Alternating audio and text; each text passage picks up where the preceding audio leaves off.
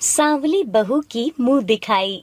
दीपिका शादी करके अपने ससुराल आई थी और वो अपने कमरे में बैठी थी। तभी वहां पर राहुल आ जाता है। देखो, तुम यहाँ नहीं सो सकती। ये मेरा बेड है। अपना बिस्तर नीचे लगाओ और चुपचाप सो जाओ। ये कैसे बात कर रहे हो आप मुझसे? कैसे क्या बात कर रहा हूँ? अपनी शक्ल देखी है तुमने?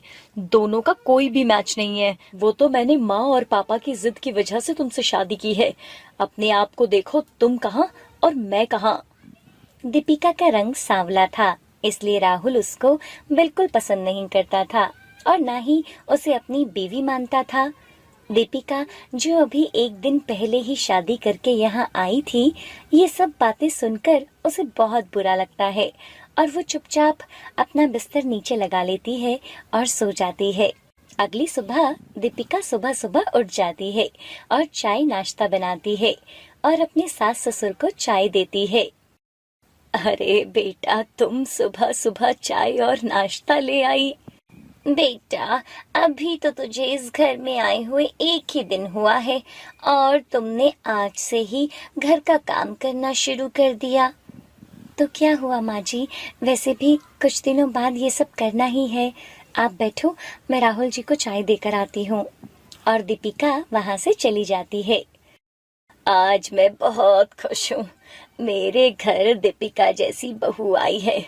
जब मैंने इसे पहली बार देखा था, तभी मैंने अपना मन बना लिया था कि अपने राहुल की शादी इसी से करवाऊंगा। काश सुरेश जिंदा होता तो कितना खुश होता। बिल्कुल सही कहा आपने। बहू का रंग काला है तो क्या हुआ, लेकिन मन की तो बहुत अच्छी है।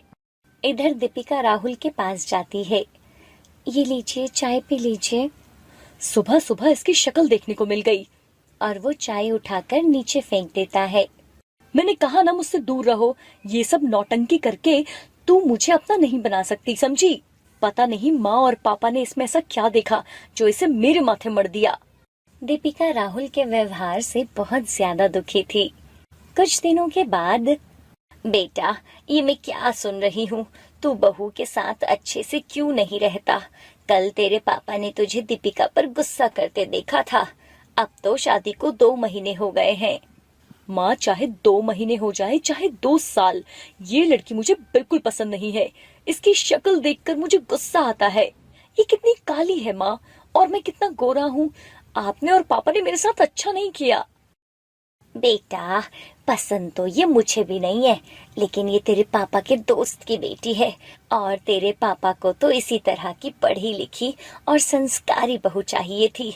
मैंने तो इसलिए हाँ कही थी कि इसके पापा बहुत अमीर थे। उनके जाने के बाद उनकी सारी प्रॉपर्टी इसी के नाम है। एक बार इससे वो प्रॉपर्टी अपने नाम करवा ले, फिर इसे चाहे यहाँ से निकाल दियो। तेरे पापा को मैं देख लूंगी। अरे माँ, अगर ऐसी ही बात है तो आपने मुझे पहले क्यों नहीं बताया? अब तक तो मैं इसकी सारी प्रॉपर्टी अपने नाम करवा लेता और इससे आजादी भी पा लेता। उन दोनों की ये सारी बातें दीपिका सुन लेती है और वो किचन में जाकर रोने लगती है। तभी राहुल के पापा अशोक बाहर से आते हैं और दीपिका को रोते हुए देख लेते हैं। अरे बेटा, तुम क्यों रो रही हो? क्या इस राहुल ने तुम्हें कुछ बोला है क्या? मैं इसको अभी बताता हूँ। नहीं पापा जी, इन्होंने कुछ नहीं किया। अच्छा, मेरी बात सुनो अब। इस घर का काम बहुत हो गया। तुम्हारा जो सपना है तुम उसे पूरा करो। आखिर तुमने इतनी पढ़ाई तुमने आखिर तुमने इतनी पढ़ाई घर का काम करने के लिए थोड़ी ही की है। वैसे भी बाहर जाओगी और लोगों से मिलोगी तो तुम्हारा मन भी खुश रहेगा। जी पापा जी। दीपिका के पिताजी का सपना था कि वो गांव में बच्चों को फ्री शिक्षा दें। जो बच्चे बाहर पढ़ने नहीं जा सकते, वो वहीं गांव में रहकर शिक्षा ग्रहण कर सकें। दीपिका अपने वकील से बात करती है और अपने डाइवोर्स के पेपर तैयार करवाती है और वो गांव में एक प्रॉपर्टी खरीदती है और अपना कोचिंग सेंटर तैयार करवाने का काम शुरू करवाती है। अब पूरा दिन दीपिका अपने काम में बिजी रहती थी। इधर राहुल अच्छा बनकर दीपिका से बात करने की कोशिश करता था। सुनो, आज हम मूवी देखने चलें क्या? नहीं, मुझे कुछ इम्पोर्टेंट काम है और मुझे बाहर जाना है। तुम अपने दोस्तों के साथ चले जाओ। राहुल जब भी कोशिश करता तो दीपिका उसे मना कर देती। एक दिन दीपिका अपना बैग पैक करती है और हमेशा के लिए वो इस घर को छोड़कर जा रही थी। पिताजी, ये घर छोड़कर मैं अब हमेशा के लिए जा रही हूँ। ये तो क्या बोल रही है दीपिका? बेटा, राहुल ने तुझे कुछ बोला है क्या? मैं उससे अभी बात करता हूँ। राहुल, राहुल, इधर आओ जल्दी। पिताजी, ये मुझे बिल्कुल पसंद नहीं करते। मेरा काला रंग है, इसीलिए ये मुझे नापसंद करते हैं और मैं अब राहुल को तलाक दे रही हूँ। ये सुनते ही अशोक को हार्ट अटैक आ जाता है और वो जमीन पर गिर जाता है। अरे, क्या हुआ आपको? पिताजी, क्या हुआ? राहुल, जल्दी से आइए, जल्दी से पापा को अस्पताल लेकर चलो। और वो उन्हें अस्पताल लेकर जाते हैं। डॉक्टर बताते हैं कि उन्हें हार्ट अटैक आया है। अब उनको कोई टेंशन ना दी जाए और उनको खुश रखा जाए। अब दीपिका उनका पूरा ध्यान रखती है और वो घर छोड़कर भी नहीं जाती। धीरे धीरे दिन बीतने लगते हैं। वह समय समय पर अपने ससुर को दवाइयाँ देती थी और उन्हें खुश रखने की कोशिश करती थी। ये सब देखकर राहुल और उसकी माँ को अपनी गलती का एहसास हो जाता है। दीपिका बेटा, हमें माफ कर दे। हमने तुम्हारे काले रंग की वजह से तुम्हें कभी पसंद नहीं किया, लेकिन तुम आज इनके लिए सब कुछ भूलकर यहाँ रह रही हो और इनकी इतनी सेवा भी कर रही हो और इनका इतना ध्यान भी रखा। सच में इंसान को उसके रंग की वजह से नहीं, बल्कि उसके व्यवहार की वजह से जानना चाहिए। दीपिका अपनी सास के गले लग जाती है और उन्हें माफ कर देती है। धीरे धीरे राहुल को भी समझ आ जाता है कि दीपिका का मन कितना अच्छा है और वह सबका कितना ध्यान रखती है। कोई इंसान इतना अच्छा हो सकता है, मैंने कभी नहीं सोचा था। मैंने दीपिका तुमको कितना बुरा भला कहा, लेकिन आज मेरे पिताजी के लिए तुमने सब कुछ भूलकर इनकी सेवा की और इनका पूरा ध्यान रखा। दीपिका, तुमसे अच्छी जीवन साथी मुझे और कोई मिल ही नहीं सकती। राहुल दीपिका से अपनी गलतियों की माफी मांगता है और दीपिका उसे माफ कर देती है। कुछ ही दिनों में अशोक जी बिल्कुल ठीक हो जाते हैं। अब उनका पूरा परिवार बहुत खुश था और वो लोग साथ मिलकर रहने लगते हैं। एक साहूकार के 7 पुत्र और एक पुत्री थी। साहूकार ने सभी की शादी कर दी थी। एक बार कार्तिक मास की चतुर्थी तिथि को साहूकार की 7 बहुओं और बेटी ने करवा चौथ का व्रत रखा। जब साहूकार की 7 बेटे खाना खाने बैठे तो उन्होंने अपनी बहन से खाना खाने को कहा। बहना, तुम भी खाना खा लो। भाई, अभी चांद नहीं निकला है। चांद निकलने पर उसे अर्घ देकर ही मैं भोजन करूंगी।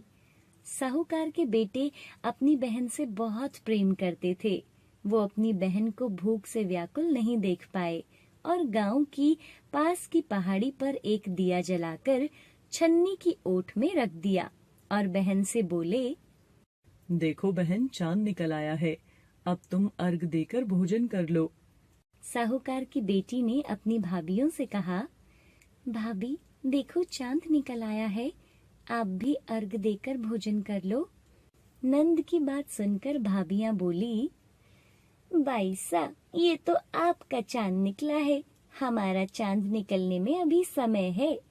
भूख से व्याकुल वो चांद को अर्घ देकर भोजन करने बैठ गई। जैसे ही उसने अपना पहला घास खाया तो उसे छींक आ गई। दूसरा घास खाने लगी तो उसमें बाल निकल आया। जैसे ही वो तीसरा घास खाने लगी तभी उसके ससुराल से एक आदमी आ गया। आपके पति की तबीयत बहुत खराब है, आपको जल्द ही ससुराल जाना होगा। उसकी माँ ने जब अपनी बेटी को विदा करने के लिए पेटी में से कपड़े निकाले तो उसे काले कपड़े मिले। दूसरी बार कपड़े निकाले तो सफेद कपड़े निकले। तीसरी बार फिर पेटी में हाथ दिया तो फिर काले कपड़े निकले। माँ, तुम ये सब रहने दो, मैं जाती हूँ। बेटी, रास्ते में जो छोटा बड़ा मिले उसके पैर पड़ती जाना। जो भी पूर्ण सुहागन होने का आशीर्वाद दे वही अपने पल्ले में गांठ बांध लेना। ठीक है माँ, मैं अब चलती हूँ। और वो अपने ससुराल चल देती है। रास्ते में उसे जो कोई मिला वो सबके पांव छूती गई। सबने कहा सुखी रहो, पीहर का सुख देखो, खुश रहो। सबने यही आशीर्वाद दिया। ऐसे ही वो अपने ससुराल पहुंच गई। ससुराल के दरवाजे पर छोटी नंद खेल रही थी। जब उसके पांव छुए तो उसने आशीर्वाद दिया, सदा सौभाग्यवती रहो, पुत्रवती रहो, पूर्ण सुहागन हो। ये सुनते ही उसने अपने पल्ले से गांठ बांध ली और घर में अंदर गई तो उसने देखा कि उसका पति मरा हुआ अंदर लेटा है और उसको ले जाने की तैयारी हो रही है। तो वो बहुत रोई, चिल्लाई और जैसे ही वो सब उसे ले जाने लगे, मैंने नहीं ले जाने दूंगी। जब फिर भी कोई ना माना, मैं साथ में ही जाऊंगी, मुझे साथ में ले चलो। जब वो नहीं मानी तो सब बोले कि ले चलो साथ में।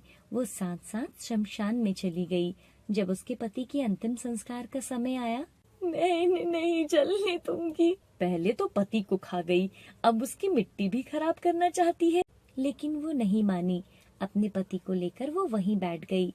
गांव के और परिवार के लोगों ने निर्णय लिया कि उसे वहीं रहने दो। इसके लिए वहां पर एक झोपड़ी भी बनवा दी। तो वो वहां अपने पति को लेकर रहने लगी और अपने पति की साफ सफाई करती और उसके पास बैठी रहती। उसकी छोटी नंद उसको दिन में 2 बार आकर खाना दे जाती थी। वह हर चौथ का व्रत करती और चांद को अर्घ देती और ज्योत देखती। और जब चौथ माता ये कहती हुई आती, करवोले भाइयों की प्यारी करवोले, घड़ी बुखारी करवोले, तो वह चौथ माता से अपने पति के प्राण मांगती। हमसे बड़ी चौथ माता आएगी तो उससे अपने पति के प्राण मांगना। और ऐसे एक एक करके सभी चौथें आई और सब यही कहती चली गई। अश्विन की चौथ माता बोली, तुझसे कार्तिक की चौथ माता नाराज है, वो ही तेरा सुहाग लौटाएगी। जब कार्तिक की सबसे बड़ी चौथ करवा चौथ आई तो उसने अपनी नंद से 16 श्रृंगार का और सुहाग का सामान मंगवाया और करवे मंगवाए। पागल हो गई है, जो मांगती है दे आओ। साहूकार की बेटी ने करवा चौथ का व्रत रखा। चांद निकलने पर अर्घ दिया, चौथ माता की ज्योत करी। जब चौथ माता प्रकट हुई, करवोले भाइयों की प्यारी करवोले, दिन में चांद उगाने वाली करवोले, घड़ी बुखारी करवोले। तब उसने उनके पैर पकड़ लिए। माता, मेरे सुहाग को वापस करो। तू तो बहुत भूखी है, 7 भाइयों की बहन है, तुझे सुहाग से क्या काम। नहीं माता, मैं आपके पैर तब तक नहीं छोड़ूंगी जब तक आप मेरा सुहाग वापस नहीं करती। चौथ माता ने सुहाग का सारा सामान मांगा तो उसने एक एक कर 16 श्रृंगार का सामान चौथ माता को दे दिया। चौथ माता ने अपनी आंखों से काजल निकाला, नाखूनों से मेहंदी निकाली, मांग से सिंदूर निकाला और चुटकी उंगली का छींटा दिया। उसका पति जीवित हो गया और चौथ माता जाते जाते उसकी झोपड़ी पर पैर मार गई, जिससे उसकी झोपड़ी महल बन गई। जब छोटी नंद खाना लेकर आई तो उसने देखा कि भाभी की तो झोपड़ी महल बन गई थी। वो अपनी नंद को देखते ही उसके पास दौड़ी दौड़ी आई और बोली, देखो बाई सा, आपका भाई वापस आ गया है। घर जाओ और सासू जी से कहो कि गाजे बाजे के साथ हमें लेने आए। छोटी नंद दौड़ी दौड़ी माँ के पास जाती है। माँ, भाई जिंदा हो गया है। उस भाभी के साथ तेरा भी दिमाग खराब हो गया है। नहीं माँ, मैंने देखा है, भाई जिंदा हो गए हैं। भाभी ने गाजे बाजे के साथ बुलाया है। सभी घर वाले गाजे बाजे के साथ अपने बेटे को लेने पहुंचते हैं। बेटे को जिंदा देखकर सास बहू के पैर छूने लगती है और बहू सास के पैर छूने लगती है। देखो माता जी, आपका बेटा वापस आ गया। मैंने तो साल पहले ही इसे भेज दिया था। वो तो तू ही थी जिसके भाग्य से ये वापस आया है। ही चौथ माता, जैसे पहले साहूकार की बेटी के साथ किया वैसा किसी के साथ मत करना और बाद में जैसे उसे सुहाग दिया वैसे सबको देना और अपनी कृपा बनाए रखना। आप सभी को